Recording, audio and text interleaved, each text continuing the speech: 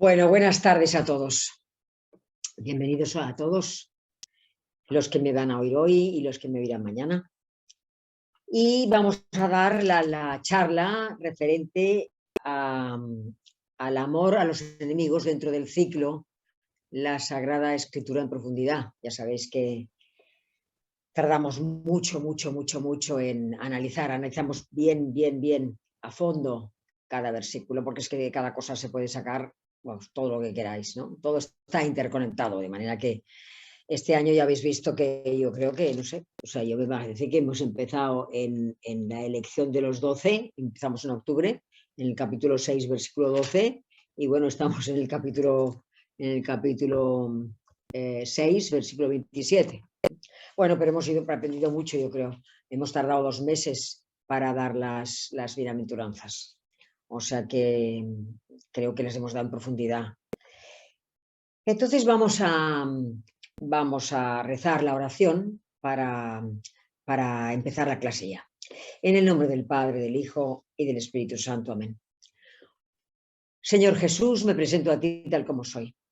Te pido perdón por mis pecados, me arrepiento de ellos, por favor, perdóname. En tu nombre perdono a todos los que me han ofendido. Renuncio a Satanás, a los espíritus maléficos y a todas sus obras. Me entrego por completo a ti con todo mi ser. Señor Jesús, ahora y por siempre te invito a entrar en mi vida. Te acepto como mi Señor, mi Dios y mi Salvador. Por favor, cúrame, cámbiame, fortaléceme en cuerpo, alma y espíritu. Ven, Señor Jesús. Cúbreme con tu preciosa sangre y lléname del Espíritu Santo. Te amo, Señor Jesús. Te alabo, Señor Jesús, y te doy las gracias. Te seguiré cada día de mi vida. María, mi Madre, Reina de la Paz, San Peregrino, Santo del Cáncer, todos los ángeles y santos, por favor, ayudadme. Amén. En el nombre del Padre, del Hijo y del Espíritu Santo. Bueno, pues como decía, acabamos las bienaventuranzas y en el capítulo 6 de San Lucas, seguimos con San Lucas, ¿no? Capítulo 6, versículo 27, antes de empezar, vamos a hacer una especie de prólogo para meteros ya en situación, ¿no? A ver, quería que entendierais que al principio de los tiempos, al principio de los tiempos, o sea,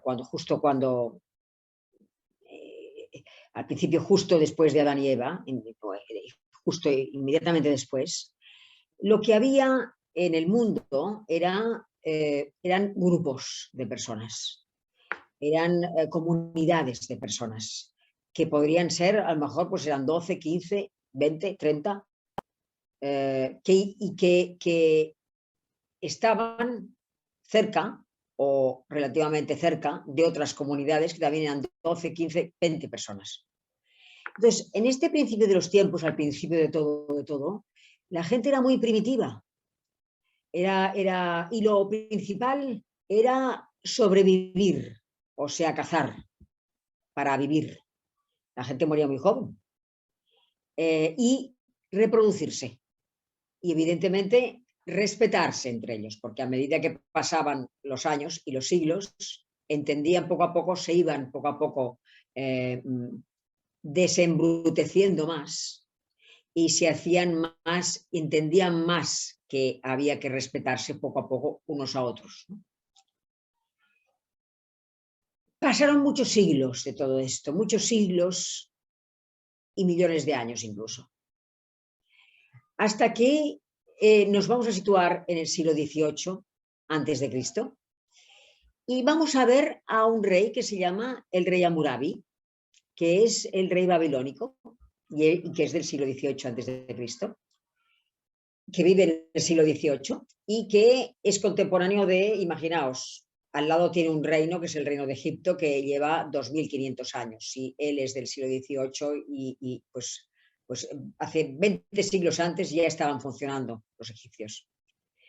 Entonces, el rey Hammurabi, después de haber visto todo lo que ha visto y como consecuencia de todas las experiencias que tiene anteriores, hace una ley que está en el Código de Hammurabi, que se encontró, yo creo que está en el Museo Británico, es una piedra negra, en el cual se nos explica lo que os voy a decir ahora, que recogerán los hebreos o judíos, porque claro, ellos estaban mucho más atrasados. En la época del Código de Hammurabi, en la época de Hammurabi, siglo XVIII a.C., los hebreos no eran sedentarios, iban de un lado para otro, o sea que no tenían una ciudad. Acordaos de que Abraham, Isaac y Jacob son del 19, 18, 17 antes de siglo, 19, 18 antes de Cristo, y Hammurabi es del 18. O sea, ellos se iban y volvían y recorrían las fronteras del Nilo, pero siempre con sus vacas y sus cabras y sus corderos, pero no tenían un lugar fijo, ¿no? Entonces, ellos van a adaptar, digamos que ya van a aplicar el código de Hammurabi, en esto concretamente, y luego lo van ya a incorporar en el Éxodo. Acordaos que son 5 libros, que es la Torá, Génesis, Éxodo, Levítico, Números y Deuteronomio. En el Éxodo van a incorporar lo que llamamos la ley del talión. Y la ley del talión, exactamente lo tenéis en las citas que he puesto, exactamente en el capítulo del Éxodo 21, versículo 24-25, dice: ojo por ojo, diente por diente, mano por mano, pie por pie, quemadura por quemadura, herida por herida, cardenal por cardenal. O sea, esto que establece Hammurabi en el siglo XVIII a.C. y que luego ellos, que ya más o menos aplican, porque claro, visitan, están en las fronteras siempre de Babilonia, y van y vienen con sus... estamos en el fértil creciente, en el creciente fértil, parte de Siria, parte de Irak, parte de Irán, con las fronteras todas cambiadas, ¿no? Ahora, estamos en esa zona, el Oriente Medio. Entonces, ellos se moverán, los hebreos se van a mover por toda esa zona, pero claro, los otros tienen reinos y ellos todavía son pastores, ¿no? Entonces, lo recogerán en el siglo XIII a.C.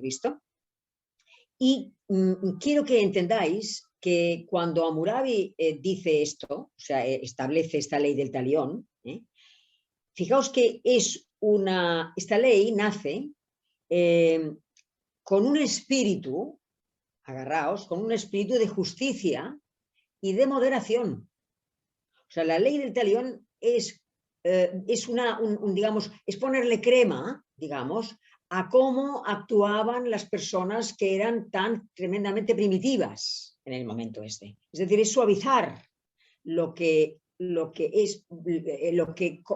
forma de actuar de las personas antes de Hammurabi. Por eso siempre os digo, claro, no lo puedo repetir en cada clase, que cuando yo os cuento cosas del Antiguo Testamento, como por ejemplo el otro día que os contaba sobre el rey David, cómo se escapó de Absalón, cómo Absalón, su hijo, su tercer hijo, quería quitarle el trono y el rey David se escapó, cómo Absalón mata al primer hijo, que se llama Amnón, el primer hijo del rey David, porque tiene relaciones con su hermanastra, con la hermanastra de Absalón. Entonces Absalón mata a Amnón para vengarla. Todo esto, y además, junto con todas las batallas que existen en todo el Antiguo Testamento, puede daros una sensación de rechazo, que de hecho, claro, evidentemente lo da. No es que lo de Jesucristo es algo completamente, es totalmente distinto, es algo tan nuevo que nosotros que estamos acostumbrados en la cristiandad, dentro de lo que llamamos hoy la cristiandad, que ya no existe prácticamente, la llamada cristiandad, que es Europa, ¿no? Estamos tan acostumbrados a la doctrina de Jesucristo que leer el Antiguo Testamento nos choca terriblemente. Pero hay que entender, y sobre todo os lo repito, que no podemos juzgar todo lo que yo os explico del Antiguo Testamento, los fragmentos que os voy explicando, con la mentalidad de hoy día. Porque claro, a mí también me choca la ley del talión hoy día. Cuando, repito, que cuando Hammurabi la hace con un espíritu de justicia y de moderación. Entonces, claro, que a mí me expliquen que esa ley es una ley moderada, claro, me choca. Pero si me pongo en el siglo XVIII entiendo mucho más. sea que no juzguemos el Antiguo Testamento con parámetros al siglo XXI después de Cristo. Esto es lo que os ruego que constantemente hagáis a medida que yo voy explicando cosas del Antiguo Testamento, ¿no? Entonces, fijaos que en el siglo XIII, recuerdo otra vez que la ley del talión es establecida en el Éxodo, y faltarán 13 siglos para que Jesucristo llegue a la tierra. Cuando Jesucristo llega a la tierra, claro, aparte de todos esos, de ese nacimiento y de los 30 años que está en silencio, ¿no? Cuando él empieza a hablar, ¿no? Él, lo que él expone, fijaos, él no quiere abolir la justicia pública. Acordaos de que cuando hay un momento dado en que le quieren poner una trampa, y con el respecto al César, y como están dominados por los romanos, pues ellos no quieren pagar tributo al César.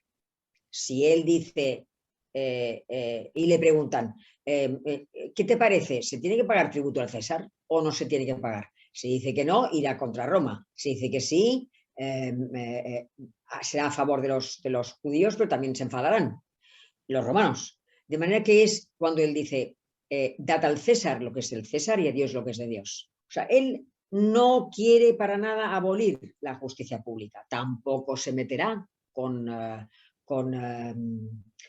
los esclavos. La esclavitud todavía no acabará hasta el siglo XIX después de Cristo.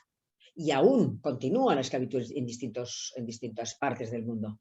Pero se empezará a hablar de la no esclavitud en el siglo XIX después de Cristo. O sea que durante muchísimo tiempo hubo esclavos y en la época de Jesucristo había esclavos. Alguna vez analizaremos la carta a Filemón. Ya veréis qué preciosidad de carta, que es una carta que tiene solamente una página. Y es una preciosidad de carta en la que hay un esclavo, ¿no? O sea que él no viene no viene a abolir la justicia pública, tampoco viene a abolir la esclavitud, tampoco viene, por ejemplo, a intentar que sus seguidores, renuncien al derecho que tienen y que le da la justicia pública. Acordaos que, por ejemplo, acordaos de que hay un momento dado parece que es en Juan, sí, no, es Juan 22, Juan 18, capítulo 18, ahora os lo busco, Juan 18, sí, cuando están a punto de, ya está preso, os lo leo, dice, para explicaros para probaros esto que os estoy diciendo. Dice, el sumo sacerdote interrogó a Jesús sobre sus discípulos y sobre su doctrina. Ya está preso, ¿eh? Jesús le respondió, he hablado abiertamente ante todo el mundo. He enseñado siempre en la sinagoga y en el templo, donde se reúnen todos los judíos. Y no he hablado nada a ocultas. ¿Por qué me preguntas? Pregunta más a los que me han oído lo que les he hablado. Ellos saben lo que he dicho. Apenas dijo esto, uno de los guardias que allí estaba le dio una bofetada, diciendo, ¿así contestas al sumo sacerdote? Y Jesús le contesta, si he hablado mal, declara lo que está mal. Pero si he hablado bien, ¿por qué me pegas? O sea, se defiende. O sea, no tenía por qué pegarle el soldado. De la misma manera que no tenía por qué pegar y tratar mal otra persona a otra persona. O sea que, digamos que no se opone. O sea, Jesucristo no se opone al ataque injusto. Cuando a sus seguidores no les dice que, claro, es que cuando yo leo lo que voy a leer después, que es amad a vuestros enemigos, haced el bien a los que os odian, bendecid a los que os maldicen, rogad por los que os difaman, claro, puede dar lugar a pensar que, bueno, pero esto es una cosa que es que verdaderamente, por eso os estoy explicando que él no abore la justicia pública, tampoco va en contra de los derechos que tienen sus seguidores, pero sí, en cambio, sí que explicará cómo se tienen que comportar los discípulos, es decir, ellos como nosotros somos sus discípulos también, cómo se tienen que comportar las personas que le quieren seguir respecto a los derechos de justicia que les corresponden. O sea que, digamos que, sí, que no se opondrá al ataque injusto de una persona para con otra, pero sí que tendrá siempre una idea de decir, siempre la idea de que hay que tratar a la gente con perdón, con mansedumbre y con un espíritu de servicio. Ahora lo veremos. Entonces empezamos ya. Esto es como un prólogo para haceros entender un poco lo que quería explicaros. Dice el texto, capítulo 6, versículo 27, dice: pero a vosotros, los que me escucháis, yo os digo, amad a vuestros enemigos, haced el bien a los que os odien, bendecid a los que os maldigan, rogad por los que os difamen. Eso es el versículo 27. Entonces, fijaos, antes de esto dice, pero a vosotros, los que me escucháis, yo os digo. ¿Quién le escucha? ¿Quién le está escuchando? Le está escuchando toda la gente que le estaba escuchando en Palestina en ese momento, toda la gente que estaba en alguna de las 3 provincias palestinas. Esto se aplica también a la gente que le escuchó en el siglo II o III después de Cristo, cuando estaba el arrianismo en pleno funcionamiento, cuando estaban las herejías que algunos decían que Jesucristo era verdadero Dios, pero no hombre, y otros decían, más tarde dijeron, no, es verdadero hombre, pero no verdadero Dios, que era una herejía. O sea, o en el siglo XVI, cuando la gente hablaba de él, sobre esto, o la gente que estudió sobre él, los padres de la Iglesia, o en el siglo XIX, o toda la gente. O sea, dice, a vosotros los que me escucháis, yo os digo. Se está refiriendo tanto a esa gente como a la gente que estamos hoy, 16 de mayo, aquí, escuchándole e intentando entender un poco lo que él quería decirnos. Es a nosotros, grupito, a este grupo nuestro, que hoy es un pequeño grupo y mañana será un poco más grande, diferido, a quien nos habla esta tarde, 16 de mayo. Por esto es tan importante. Es a vosotros los que me escucháis, yo os digo. ¿Y qué nos está intentando decir Jesucristo hoy? Jesucristo nos dice, nos está intentando decir que existe una nueva forma de vivir, que existe una nueva forma de valorar las cosas, que tenemos que tener la cabeza bien clara para entender cómo Él va a empezar a explicar las cosas, que tenemos que tener el corazón abierto, entender las cosas y abrirnos, porque si no va a hablar de una serie de cosas que no vamos a poder entender, pero que existe una vida nueva, existe una forma de vivir distinta. Y que el hecho de que estemos todos aquí reunidos hoy, 16 de mayo, como el hecho de que estuvieran reunidos en el siglo VI unos cuantos padres en un convento o en algún sitio, un conjunto de mujeres y hombres, hablando de este mismo párrafo en este momento, no es obra, no es fruto de la casualidad, sino que es fruto del Espíritu Santo, que a nosotros nos parece natural el hecho de que nos hayamos conectado hoy a Internet y estemos escuchando esto, pero que es una gracia enorme, que lo tomemos como una gracia espiritual enorme el hecho de que estemos aquí todos juntos escuchando una vez más lo que Jesucristo nos quiere decir. Que además de todo esto, hemos de entender que Jesucristo, a través de San Juan, o sea, que nosotros sabemos por San Juan, por el evangelista San Juan, que Jesucristo dijo que los que le seguíamos, los que estamos interesados en su doctrina, los que queríamos saber más de él, cómo teníamos que comportarnos y lo que teníamos que hacer para seguir y llegar a la vida eterna, esas personas, estos que somos nosotros hoy, esta noche, estábamos en el mundo, pero que no éramos del mundo.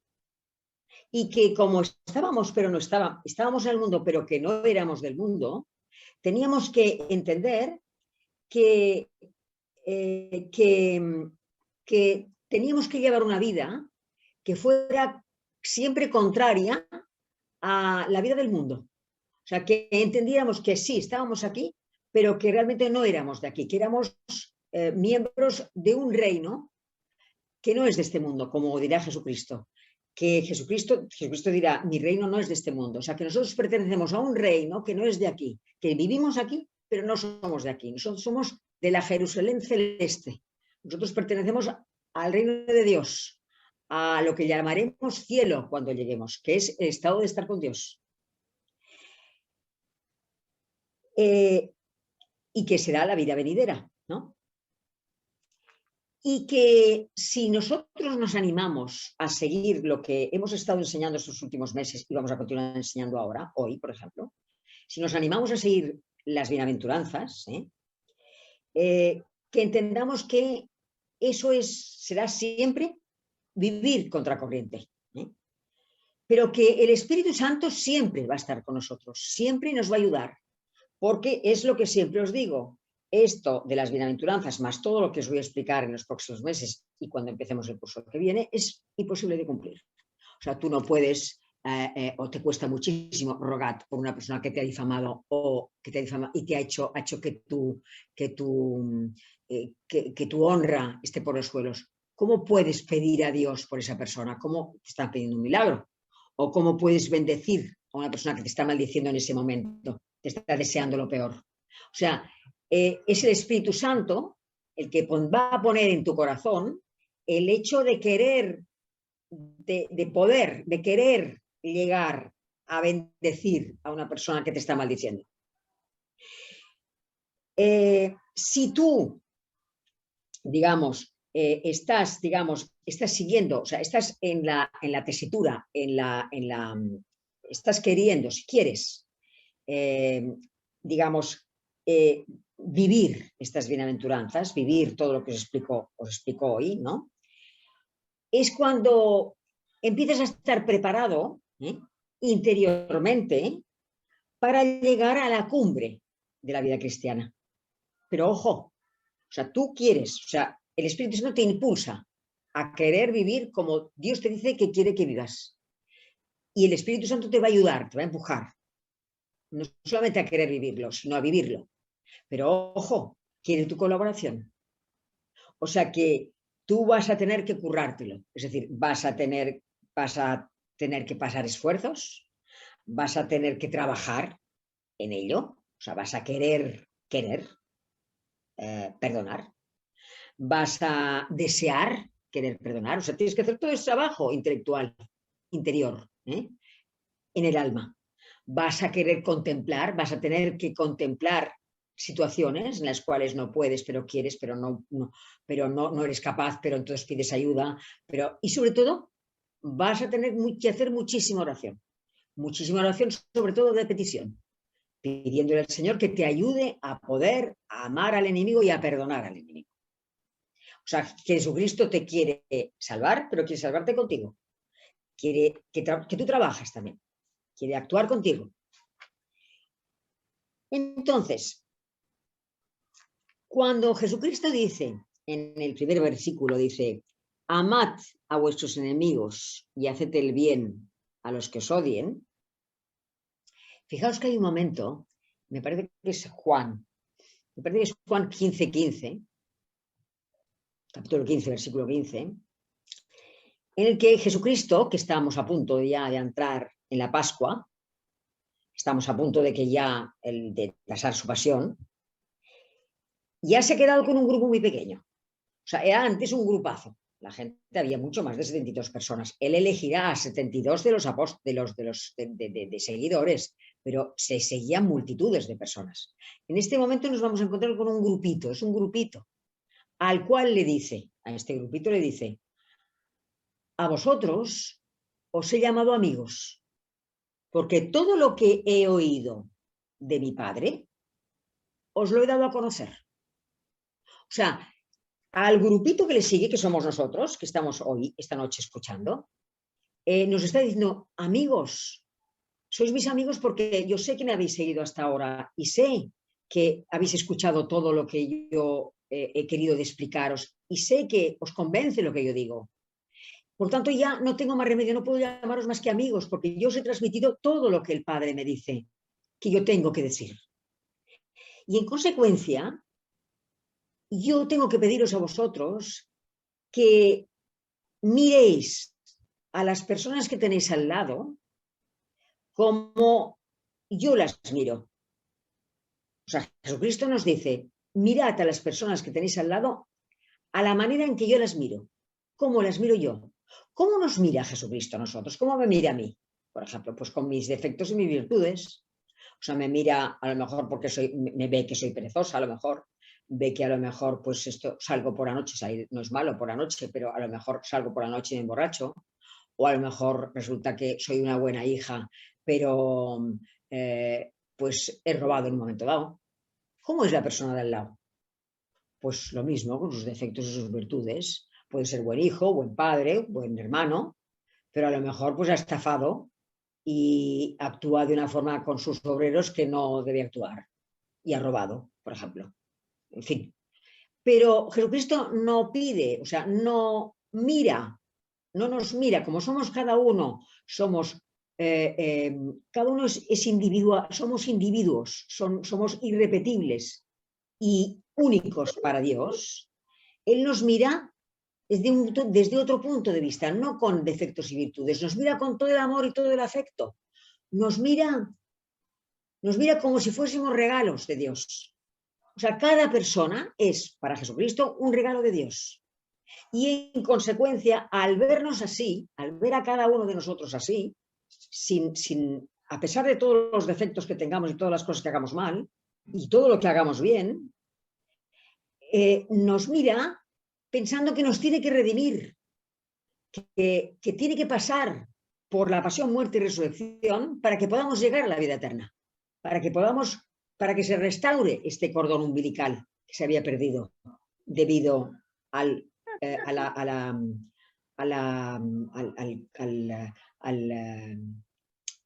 la caída de Adán y Eva y a la tentación. Por lo tanto, también nos dice, voy a cerrar un momento aquí porque me parece que ha entrado alguien. Y también nos dice otra cosa, nos dice, no hay que mirar a la persona de al lado como un enemigo, a pesar de todo lo que te ha hecho, sino que hay que mirarlo como fijaos lo que dice, como una persona, en lugar de mirarlo como una persona que te ha hecho daño, le tienes que mirar como una persona que tiene que convertirse, que tiene que redimirse, que tiene que salvarse. Así mira Jesucristo a las personas, como regalos de Dios, y así le impulsa a Dios a que lo miren, a que los mire, a que nos mire. Y nos dice que le tenemos que mirar como Dios le impulsa a mirar, a que mire Él. Nosotros tenemos que mirar como mira Él, exactamente. Claro, por eso en un momento dado Jesús dirá, cuando en la cruz diga, perdónalos porque no saben lo que se hacen, evidentemente sí y no se refiere al hecho de que, a ver, ni judíos ni romanos sabían que estaban matando al Hijo de Dios. No se sabía. Por lo tanto, cuando Él lo dice, perdónalos porque no saben lo que hacen, lo dice por este motivo, pero también lo dice porque, a ver, porque la gente que lo está crucificando, tanto a Él como a los dos pecadores, no entiende, no es capaz de entender y de captar la magnitud de lo que supone el hacer daño a un ser humano. Por eso dice, perdónalos porque no saben lo que se hacen. Porque debe ser enorme el hecho debe ser para Dios, debe ser enorme, debe ser algo que no nos podemos ni imaginar. Y pecamos constantemente en esto, cuando hacemos una mala contestación, cuando no queremos dar un vaso de agua a alguien, cuando le decimos cógetelo tú mismo, el vaso de agua, cuando decimos ahí no tengo ganas de hacer esto, hazlo tú. O sea, constantemente pecados de caridad, contra la caridad. Y esto debe ser para Dios constantes bofetadas, porque en Dios todo es distinto, todo es amor, es todo lo contrario. Y ve cómo nos estamos comportando unos con otros constantemente. Claro, entonces, esto que nos pide, que este amor a los enemigos, siempre os digo que es imposible de conseguir, como os he dicho antes, si no estás habitado por el Espíritu Santo. O sea, es el Espíritu Santo el que hace que puedas llegar a conseguir lo que Dios te dice que tienes que conseguir. Entonces, digamos que el Espíritu Santo ya te lo pone en el corazón. El hecho de que nosotros estemos hoy escuchando esto y tengamos interés en hacer, aunque no podamos llegar a conseguirlo, en hacer lo que Dios nos dice que tenemos que hacer, esto ya es que el Espíritu Santo actúa con naturalidad. Entendiendo por con naturalidad, es una frase, es una palabra entera, no es con naturalidad, sino con naturalidad. O sea, es actuar con naturalidad. De tal manera que lo que pides, que es interiormente, que es el deseo de hacer lo que, de darle gusto a Dios, de hacer lo que Dios te está diciendo que deberías hacer, este deseo que sale de tu interior, tú piensas que sale de tu interior, pero no es así. Es Dios el que te mete el deseo de que lo pidas dentro, para que tú lo puedas llegar a conseguir. Entonces puede ocurrir también que Dios, este deseo, por ejemplo, te lo dé, el deseo de cumplir lo que Dios quiere que tú seas, te lo dé simplemente porque te lo dé. Son las veces que ocurre menos. Casi siempre no ocurre así, pero como Dios puede hacer lo que quiera, en ciertas personas Dios de repente les da la oportunidad o la ocasión de actuar y de repente pueden actuar amando a la persona. Pero los max, estos son los mínimos, las mínimas personas a las cuales les ocurre esto. Normalmente Dios, digamos, el Padre quiere que tú le pidas el poder ser como Él quiere que tú seas. Y lo pide por dos motivos. ¿Para qué? Veremos cuando te lo da. O sea, tú lo pides, te pone el deseo en ti, en el interior, de que tú lo pidas. Y tú dices, sí, yo lo pido, porque hay gente que dice que no. Puede poner el deseo en la persona, pero la persona decir, no, no quiero yo perdonar a una persona que me ha quitado toda mi fortuna. Pero tú sí dices, yo no puedo conseguir perdonar a esta persona, pero quisiera poder perdonarle. Entonces ya está el deseo dentro. Entonces, Él te lo pone para que tú mismo veas, y luego os pondré un ejemplo, tú mismo veas que tú no eres el que lo has conseguido, sino que es Dios el que te lo da cuando lo desea, para que tú entiendas tu propia humillación, para que tú seas humilde, no seas orgulloso, sino entiendas perfectamente que no hay nada, que no puedes hacer nada por ti misma o por ti mismo, que lo tienes, que necesitas a Dios para todo. Esto como principio, como primero, pero también para darte mayor gloria. O sea, te lo puede dar cuando quiera. El deseo de perdonar, por ejemplo. Y perdonas. Pero no te lo da hasta que se lo pidas, y vamos a ver cuánto tiempo tarda en dártelo, como he dicho, para que veas que no depende de ti el perdonar, sino que depende de algo ajeno a ti. Y entonces tú lo observas y dices, es que verdaderamente yo quería. Hace 5 años que estoy intentándolo y no lo he conseguido. Hasta hoy que lo he conseguido, ¿cómo es eso? Para que veas que no eres tú, sino que veas claramente que es Dios el que es a través de Dios que lo consigues.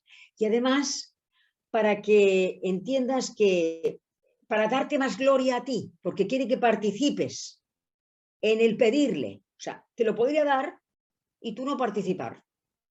Pero quiere que tú participes en el pedirle porque así te da más gloria, tienes más gloria tú. Porque ya, digamos, has llegado a lo más bajo, que es la humillación máxima, es decir, yo no puedo. Dependo de ti para que me lo des. Entonces, más gloria hay cuando lleguemos a la vida eterna. Cuando estemos en la morada, porque Jesús dice, hay tantas personas, dice, en la casa de mi Padre hay muchas moradas, hay tantas personas, tantas moradas como personas, porque todos somos distintos. O sea, porque, digamos, para que podamos llegar a la morada que había pensado Dios desde toda la eternidad para nosotros, nos va poniendo pruebas para que entendamos que dependemos de Él para conseguir llegar a donde Él quiso que llegáramos. Entonces, para acabar esto, sí que os voy a poner un ejemplo. Un ejemplo que, vamos a ver, primeramente vamos a hablar del perdonar al enemigo, amar al enemigo, perdonar al enemigo. Entra dentro del perdón. ¿Estoy? Fijaos que cuando una persona te ofende, y te puede ofender por muchos motivos, porque ofender en el sentido de que estás trabajando y te hacen una pirula, te sacan del trabajo y te quedas sin trabajo, o ensucian tu nombre, o te hacen una mala jugada, en fin, cualquier tipo de cosa que haga que tengas que perdonar. Estamos dentro del perdón ahora. Digamos que pueden ocurrir dos cosas. Que la persona que te ha ofendido te pida perdón o no te pida perdón. Si no te pide perdón, está claro que a esa persona no le importas absolutamente nada. Porque si no te pediría perdón. Pero esta persona pasa de ti totalmente. Tú, por tu lado, estás haciendo toda tu labor. Esa persona no se entera, pero tú, por tu lado, estás trabajando de toda la idea de perdonarla, aunque ella no te pida perdón. Tardarás más o menos y ocurrirá todo lo que os he explicado. Pero si Dios te ayuda y tú lo pides, acabarás perdonando a esa persona. Pero esa persona no se va a enterar de que tú la has perdonado. Tendrá que darse la posibilidad, si Dios quiere, de que ocurra algo que haga que os encontréis al cabo de un tiempo y entonces esa persona se enterará de que tú la has perdonado. Pero no se había enterado, no lo sabe. Puede enterarse, puede morir sin enterarse de que tú la has perdonado, cosa que le importará muy poco porque nunca te ha pedido perdón, o puede ocurrir de que en un momento dado la encuentres y se entere de que la perdonaste. Entonces a lo mejor reacciona. Estamos en el caso de que una persona te ha ofendido y no te pide perdón. Pero, ¿qué tal una persona que te pida perdón? O sea, que te ofende y también te pide perdón en el momento. Esa persona, si tú tienes un corazón grande, la perdonas. Pero ojo, no te tienes que olvidar de que, y puedes, y es lícito hacerlo, de que tú puedes perdonar a la persona, pero puedes dejar de verla. Porque puedes no querer, digamos, pasar por el hecho dos veces. O sea, porque si una persona te ha hecho algo así, por mucho perdón que te haya pedido, es posible que te lo haga una segunda vez. Por lo tanto, no tienes por qué pasar por un ataque injusto otra vez, por segunda vez. Por lo tanto, puedes decirle, sí, yo te perdono de todo corazón, pero de alguna manera algo se ha roto. O sea, de alguna manera algo se ha roto en mi interior. De manera que no me voy a exponer por segunda vez a que me haga lo mismo, porque a lo mejor me lo hace. Ya me estafó una vez. No me voy a poner en negocios otra vez con él, porque a lo mejor me estafa una segunda. O sea que es lícito, digamos. Tú puedes oponerte al ataque injusto. Es lícito. Entonces, esto sí que quiero explicaroslo. Es una cosa que me pasó a mí, vamos, no me pasó a mí, me contaron a mí, mejor dicho. Hará un año, una cosa así, para que veáis todo el ejemplo de lo que he explicado. Vamos a ver, os lo voy a contar, porque es una cosa muy curiosa y muy interesante sobre el perdón. Resulta que yo me enteré de que, vamos a ver, esto hace mucho, o sea, esto me lo contaron hace un año, pero esto pasó hace unos 30, 40 años. Un par de matrimonios, sí, que en ese momento pues ellos tenían 35 años, una cosa así, pues ella debía tener 28 y él 30, se casaron, tenían 2 hijos y conocieron a otro matrimonio y también tenían 28 o 30 años, tal que se hicieron muy amigos, los hijos jugaban, los niños jugaban juntos y incluso empezaron a hacer negocios juntos. Hasta que hubo un momento en que un socio, un hombre, de los 2 matrimonios, uno de ellos estafó al otro. Automáticamente se deshizo la amistad, se deshizo la amistad entre esos 2 matrimonios. Hubo pleitos, pero no se llegó absolutamente a nada. La realidad fue que se separaron uno de otro. Y estos matrimonios tardaron mucho en verse después. Con los años, con tiempo más tarde, ¿no? El ofendido, aquella persona, aquel hombre que había sido estafado, con los años pasaron 9, 10, no sé si pasaron 10 o 12 años, se enteró de que la persona que le había estafado, ya en ese momento, pues si tenían 35, pues ya tenían 45, 50 años, ¿no? Se enteró esta persona este hombre, de que había sido estafado, que la persona que le había estafado estaba mal de salud. Y tuvo la grandeza de ánimo de llamarle. Le llamó y, bueno, mantuvieron una conversación normal.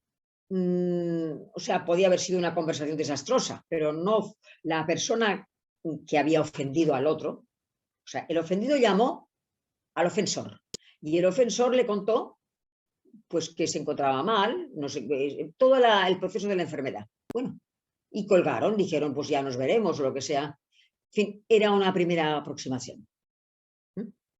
Eso fue unos 10 años después de lo ocurrido. Entonces esta pareja, un buen día, pasan más años, y ya no se vieron, me parece recordar, ya no me acuerdo muy bien. Me parece que no se volvieron a ver. El ofendido no volvió a llamar al ofensor. No recuerdo bien. Lo que sí que sé es que 20 o 30 años más tarde, cuando esta pareja, ya estas 2 parejas, la segunda pareja ya la dejamos porque fue la que había ofendido, digamos, los ofendidos, bueno, fueron a una boda. Y en la boda, ya sabéis que a veces en las bodas, pues a veces, normalmente, pues a veces, bueno, o te ponen con gente conocida o con gente desconocida. A este señor, que había dado el paso, le pusieron al lado a una señora que no conocía, ¿no? Entonces sabemos perfectamente que en las bodas y en los sitios, digamos, donde se hace, digamos, más o menos sociedad, no se profundiza mucho en las cosas de la vida, ¿no? Simplemente pues hablas de cosas. Si encuentras una persona en una boda que está a la derecha tuya y que no conoces bien o conoces porque es como referente de algún amigo o lo que sea, pues hablas de cosas superfluas, ¿no? Pero de alguna manera ocurrió que este señor, el ofendido, le contó a esta señora algo de esto. Y se lo contó de una manera superficial, no le contó, pues que a mí me pasó que cuando ya tenía 70 años este hombre, 70 o 75. Entonces esto le contó que en un momento dado, pues esto, pues cuando él tenía 30 pasó lo que pasó, pero que bueno, que él le pidió, que él de alguna manera pues le llamó en un momento dado y que bueno, no se habían vuelto a ver, pero que él estuvo satisfecho de haber llamado a esta persona y de haberle perdonado. Y que se hiciera público este perdón para el que le había ofendido, ¿no?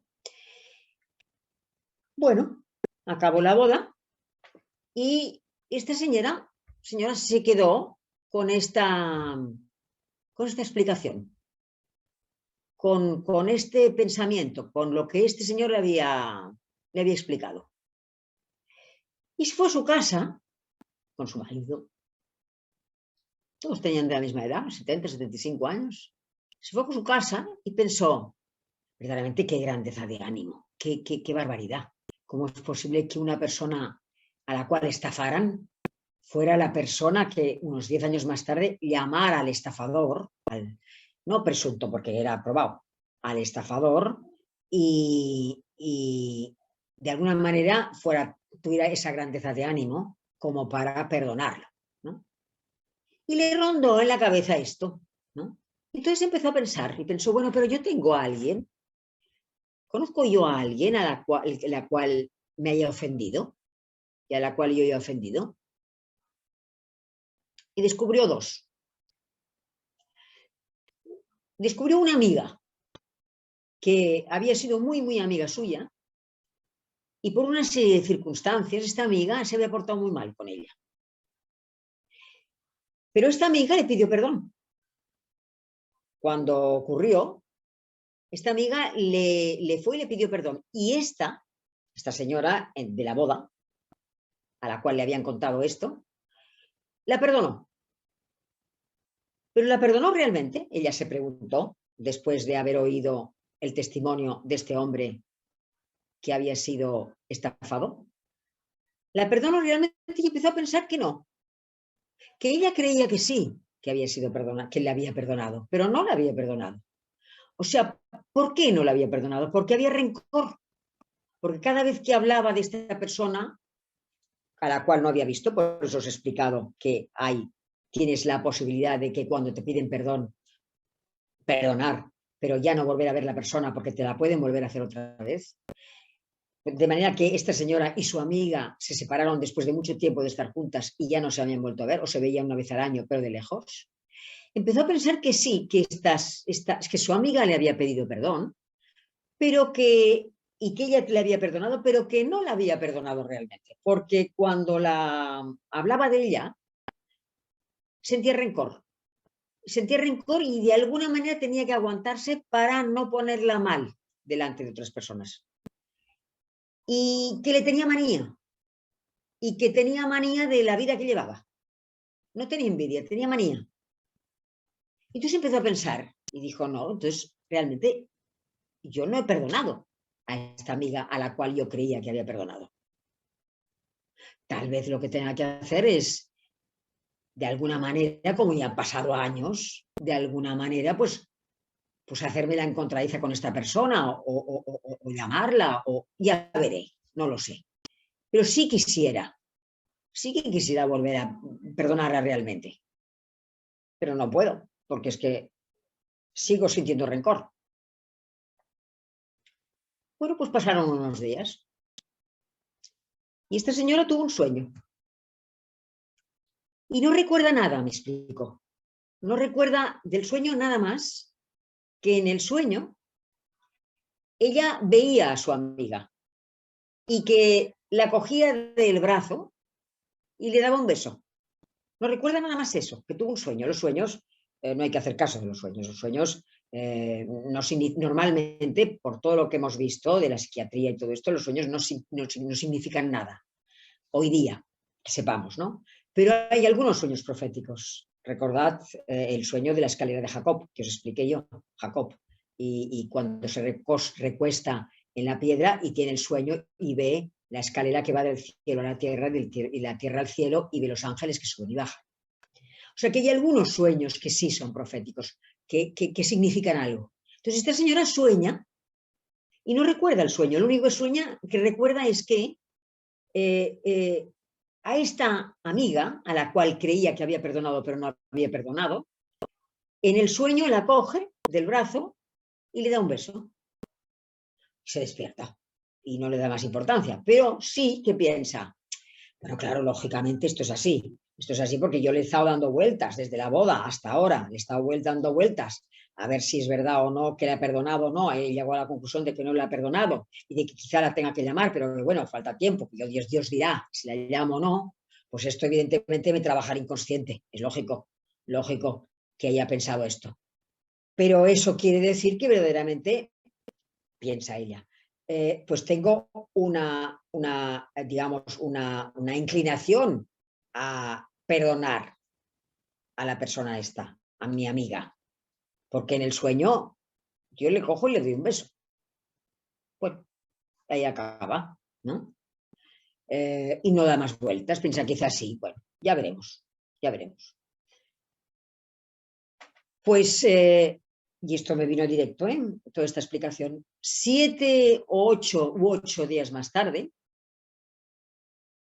ella sale de su casa, baja, coge el ascensor, baja del ascensor y va hacia la portería.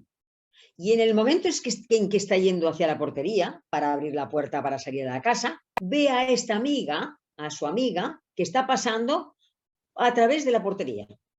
Esta amiga no sabía que vivía ella en esa portería, porque se había cambiado de casa. Entonces, ve que está pasando la ve a través de los cristales antes de salir a la calle. Entonces, impulsada por el sueño, preparada ya por el sueño que había tenido, se acerca directamente a la puerta, se da prisa, abre la puerta, la llama, le dice fulana, fulana se vuelve y le dice, fulana, ¿cómo estás? La agarra del brazo, preparada por el sueño, y le da un beso. Claro, evidentemente fulana se quedó, a ver, se conocían mucho, o sea que se sabían todas las cosas como eran, ¿no? Fulana se queda sorprendida, pero tampoco tan sorprendida. ¿Estás bien? Y le dice, ¿te encuentras bien? Dice, sí, ¿vives aquí? Sí, yo estoy viviendo aquí ahora. No sabía dónde vivía, no sabía. Llevaban 9 años sin verse o se veía muy poco. Entonces, quedan en que se llamarán. Y cuando se llaman, pasa más tiempo. Sí, ya te llamaré, yo vivo aquí. Claro, la persona, o sea, ella, la ofendida, que creía que había perdonado a su amiga, la cual pasó en aquel momento por la portería, piensa, esto ya no puede ser casualidad. Esto no es casualidad, esto es todo esto es el Señor el que me lo pone, ¿no? Entonces, dice a la persona que la llamará y pasan 2 o 3 meses hasta que la llama y quedan para comer. Y quedan. Y la ofendida, para entendernos bien, piensa, bueno, ¿y qué le voy a decir? Bueno, todo ha ido muy bien por teléfono, porque, vamos, quedamos para tal día, el jueves, pues el jueves nos vemos. El jueves de al cabo de 15 días, ¿no? ¿Qué le digo? Bueno, pues como nos conocemos tanto, igual le digo algo, igual no le digo nada especial. Le diré, oye, pues o igual no hablamos ni siquiera de esto, porque incluso el hecho de haber ya comer juntas después de tanto tiempo ya significa mucho. O sea que igual no, ya veremos, no me preocupa mucho, piensa ella, lo que voy a decir. Ya veremos. Nada especial. Y 3 días antes de que se produzca la comida esta, le viene a ella a la cabeza lo siguiente. Dice, yo ya sé lo que le voy a decir. Le voy a decir que me perdone. Que me perdone porque yo en el momento en que ella me ofendió, de acuerdo, estuvo mal que me ofendiera. No me tenía que haber ofendido. Pero yo no la entendí a ella. No entendí las circunstancias especiales en las cuales ella se encontraba para que me ofendiera. Por lo tanto, lo que yo tengo que hacer es pedirle perdón. O sea que ella en su momento me ofendió, me pidió perdón, yo la perdoné. En realidad, realmente nunca la perdoné. Y ahora, en este mismo momento, es cuando yo creo que realmente ya sé lo que le tengo que decir. O sea, más humillación imposible. Lo que le tengo que decir es que me perdone. Que perdone porque no entendí. Me dolió que me ofendiera, pero no entendí bien las razones por las cuales lo hacía y las circunstancias en las cuales estaba. Y así fue. Según esta chica me contó, que ya es señora, esta señora me contó, la cena transcurrió, la comida transcurrió perfectamente bien, le explicó todo esto y, bueno, comieron normalmente. y ya se fueron para su casa cada una, ¿no? No se han vuelto a ver especialmente, se han vuelto a ver una vez más. No ha continuado la amistad, pero es como si hubiera continuado, porque de alguna manera saben que se tienen. Pues esta es la historia que os quería contar, porque es una historia que verdaderamente es de Dios. No tiene sentido que en una boda una persona te cuente una cosa así y que luego tú recapacites y que tengas un sueño y que después del sueño el sueño te prepare para que la persona pase justo en el momento que tú estás bajando, abriendo el ascensor, pase justo por el portal de tu casa y que el sueño te prepare para que tú te puedas acercar a ella y de alguna manera acabar pidiéndole perdón a una persona que antes te ha pedido perdón. Pues esto es lo que hace Dios. Vamos a dejar esta clase hoy. Continuaremos la clase el próximo día. Ya nos quedan muy pocos días. Nos quedan 2 días más. Acabaremos el día 30 de mayo.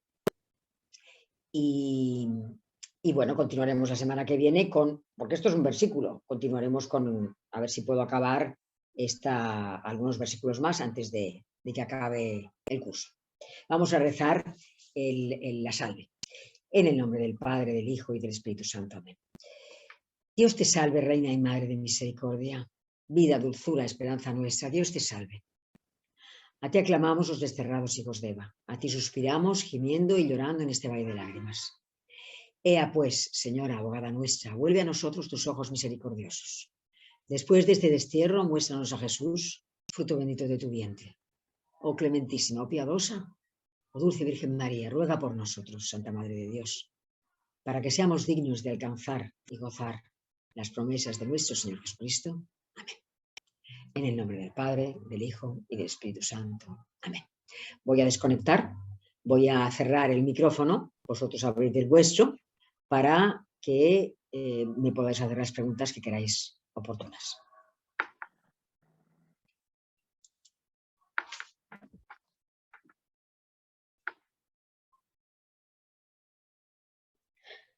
Buenas tardes. Mi nombre es Isabel y me presento a ustedes desde este canal en España. Les invito a seguirme para poder participar en el espacio La Sagrada Escritura en profundidad desde cualquier parte del mundo en el cual se encuentren.